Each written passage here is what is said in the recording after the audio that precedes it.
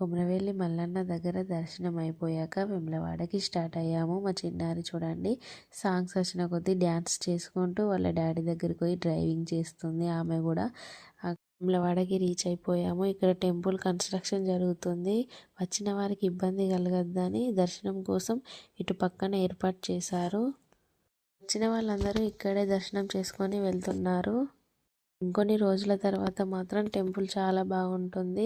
కొత్తగా కడుతున్నారు కదా. మనం ఎప్పుడు ఏ సీజన్లో వచ్చినా వేములవాడ దగ్గర జనాలు మాత్రం ఫుల్గా ఉంటారు ఎప్పటికైనా. రండి, టెంపుల్ కన్స్ట్రక్షన్ జరుగుతున్నా కానీ ఇంతమంది వచ్చారు.